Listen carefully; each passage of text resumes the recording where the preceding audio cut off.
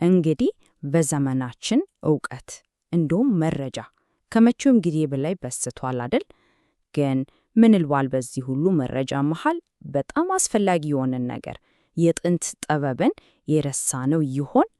ዛሬ የምናየው ታሪክ ልክ ይህንን የጠፋውን ጥበብ ከዘመናችን ጋር ለማገናኘት የተደረገ አንድ እጅግ በጣም አስደናቂ ፕሮጀክት ታሪክ ነው።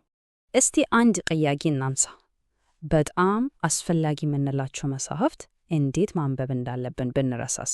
ይሄ ላዩን ሲታይ ቀላል ይመስላል፣ ግን ከበስተጀርባው ለዘመናት የመጽሐፍ ቅዱስ ምሁራንን ሲፈትን የቆየ አንድ ትልቅ ችግር አለ።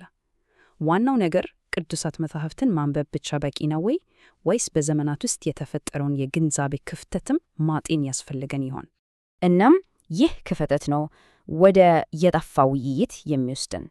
ከቅርብ ጊዜ ወዲህ ብዙዎች ከጥንት የመጽሐፍ ቅዱስ ተርጓሚዎች ጋር የነበረን ግንኙነት እንደተቋረጠ ይሰማቸዋል። ያው ለዘመናት የነበረው የምሁራን ሰንሰለት እንደተበጠሰ ማለት ነው። ይህ መቆራረጥ ደግሞ እንዲሁ ቀላል ነገር አይደለም። አንዳንዶች እንደሚሉት ትልቅ መንፈሳዊና ምሁራዊ ክፍተት ፈጥሯል። ታዋቂው ምሁር ዩጂን ፒተርሰን ለዚህ ችግር በጣም ገላጭ ስም ሰጥተውታል። የዘመን ትምክህተኝነት። ምንድን ነው ይሄ? አዲስ ነገር ሁሉ ከተሻለ ነው ብሎ ማሰብ። የቀድሞ አባቶቻችን ኮምፒውተር ስለነበራቸው ምንም የሚያስተምረውን ነገር የላቸውም ብሎ መደምደም ነው። ይህ አስተሳሰብ ግን ከቀድሞቹ ልናገኝ የምንችለውን እጅግ በጣም ጥልቅ ጥበብ እንዳናገኝ የሚጋርድ ነው ይላሉ። ሌሎች ደግሞ ችግሩን ከዚህም በባሰ መልኩ ነው የሚገልጹት። ሁኔታውን ልክ እንደ ምሁራዊ ምድረ በዳ ነው የሚያዩት። እስቲ ያስቡት፣ ዕውቀትና መረጃ በበዛበት ዘመን ለመንፈሳዊ ጥበብ ግን እንደ ተራበ ሰው መሆን በጣም ከባድ ነው። ታዲያ ይህንን ትልቅ ክፍተት ለመድፈን እና ከዚህ ምሁራዊ ምድረ በዳ ለመውጣት ምን ተደረገ? እንግዲህ አንድ የምሁራን የሥነ መለኮት ሊቃውንትና የታሪክ ተመራማሪዎች ቡድን አንድ ላይ በመሆን በጣም ትልቅ ዓላማ ያለው ጉዞ ጀመሩ። መፍትሄውም ከችግሩ ስፋት ጋር የሚመጣጠን ነበር። የጥንት ክርስቲያናዊ የመጽሐፍ ቅዱስ ትርጓሜ ወይም በአጭሩ ACCS የሚባል ፕሮጀክት። ይህ ፕሮጀክት ከዚህ በፊት ታይቶ በማይታወቅ ስፋትና ጥልቀት የተዘጋጀ ነበር። ፕሮጀክቱ ያተኮረው ከአቡ ዘመን ላይ ነበር። ይሄ ዘመን እንዲሁ የ10 እና የ20 ዓመት ጉዳይ አይደለም። ለ700 ዓመታት፣ ለ7 ክፍለ ዘመናት የዘለቀ የክርስትና አስተሳሰብና የመጽሐፍ ቅዱስ ትርጓሜ የታየበትን ሰፊ ታሪክ ምዕራፍ ነው የሚሸፍነው። ግባቸው ደግሞ በጣም ግዙፍ ነበር። ከዘፍጥረት እስከ ራእይ ድረስ ያለውን የእያንዳንዱን የመጽሐፍ ቅዱስ መጽሐፍ የሚሸፈን በድምሩ 28 ቅጾች ያሉት 28 ግዙፍ የትርጓሜ ስብስብ መፍጠር ነበር።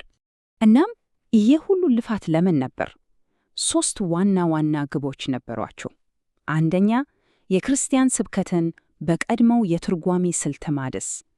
ሁለተኛ፣ በምዕመናን ዘንድ ያለውን የቅዱሳት መጻሕፍት ጥናት ማጠናከር።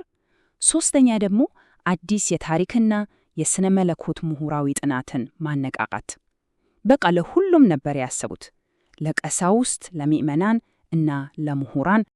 እሺ፣ አሁን ደግሞ ወደ በጣም አስደናቂው ክፍል እምጣ።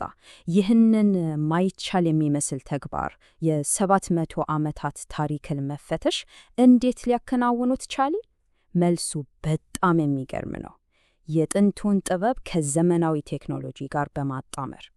እዚህ ላይ ነው እንግዲህ ጥንታዊውና ዘመናዊው የሚገናኙት። እስቲ ያስቡት፣ በአንድ በኩል የድሮ አባቶች ስብከቶች፣ ደብዳቤዎችና በእጅ የተጻፉ ብራናዎች አሉ።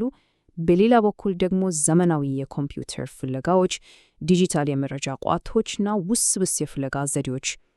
ተመራማሪዎቹ እነዚህ ኃይለኛ የዲጂታል መሳሪያዎች ተጠቅመው በሺዎች የሚቆጠሩ ሰነዶችን በመፈተሽ የተደበቀውን ጥበብ ለማግኘት ችለዋል።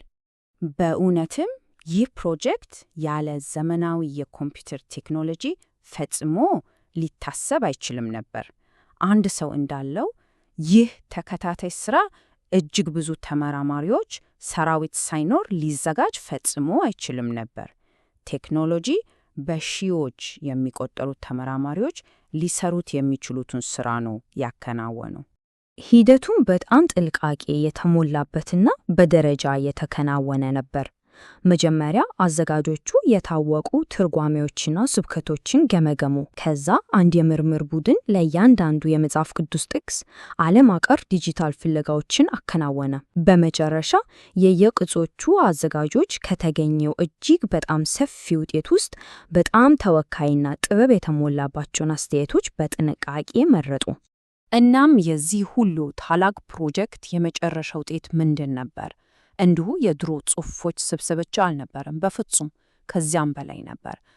ለዘመናት ተረስቶ የነበረ አንድ ወጥ የሆነ ውይይትን መልሶ ማግኘት ነበር። በጣም ከሚያስደንቁት የፕሮጀክቱ ተጽዕኖች አንዱ ደግሞ አብያተ ክርስቲያናትን የማስተሳሰር ኃይሉ ነበር። ያው በካቶሊክ፣ በኦርቶዶክስ እና በፕሮቴስታንት ወጎች ውስጥ ዋጋ የሚሰጠውን የጋራ ጥበብ አንድ ላይ በማምጣት እንደ ድልድይ ሆኗል። ለምሳሌ የካቶሊክ ምሁራን ይህ ሥራ በቤተ ክርስቲያን ውስጥ ዋና ዋና መለያየቶች ከመከሰታቸው በፊት የነበረውን የጋራ ቅርስ በማውገላት ለአንድነት ትልቅ አስተዋጽኦ እንዳለው ተናግረዋል። በተመሳሳይ የኦርቶዶክስ መሪዎች ደግሞ ከቀደሙት ቅዱሳንና ምስክሮችን ለመማር እንደ አንድ ወሳኝ መንገድ ነው ያዩት። የእነሱን ምስክርነት መስማት አስፈላጊ ነው ብለዋል። የፕሮቴስታንት ዲኖችም እንዲሁ ለዘመናዊቷ ቤተ ክርስቲያን የጠፋውን ጥልቅ የመጽሐፍ ቅዱስ ጥበብ መልሶ ለማግኘት እንደ አንድ ድንቅ እና ኃይለኛ መሳሪያ እንደሆነ ተገንዝበውታል። እንግዲያው ወደ ዋናው ጥያቄ እንመለስ። ይህ ሁሉ ጥረት ዛሬ ለእኛ ምን ትርጉም አለው? እነዚህን የጥንት ድምጾች መስማት ለምን አስፈለገ? መልሱ ምናልባት ብዙዎቻችን ከምንገምተው በላይ ቀላል ሊሆን ይችላል። ብዙዎች እንደሚሉት እነዚህ ጽሑፎች ልክ እንደ ንጹሕ ሐይር ናቸው። ከታሪክና ከስሮቻችን በተቆረጠበት በሚመስል በዚህ ዓለም ውስጥ ጥልቅና ዘላቂ የሆነ ጥበብን የሚሰጡ ምንጮች ናቸው። እናም ይህ ነገር እንዲሁ የታሪክ ትምህርት አይደለም፣ በፍጹም። ዋናው ቁም ነገር ጥበብን፣ አውድን እና የግንኙነት ስሜትን ለማግኘት የ2000 ዓመታት ውይይትን መቀላቀል ነው። ያለፈውን ዘመን ማምለክ ሳይሆን ዛሬ ላይ መመሪያ ለማግኘት ከረጅምና ጥልቅ ውይይት ጋር እንደገና መገናኘት ማለት ነው። በመጨረሻም ይህ ፕሮጀክት አንባቢዎች ከአንድ ጸሐፊ ጋር ብቻ ሳይሆን በታላቅ የምስክሮች ደመና ጋር እንደተከበቡ እንዲሰማቸው ይረዳል። እነዚህ ምስክሮች ማን ናቸው? በታሪክ ውስጥ እነዚህን ጽሑፎች ያነበቡ፣ ያጠኑ እና የኖሩባቸው ስፍር ቁጥር የሌላቸው ሰዎች ናቸው። እናም ጥያቄው ለእኛ የሚቀራል፣ እኛስ ከዚህ ታላቅ ውይይት ምን እንማራለን?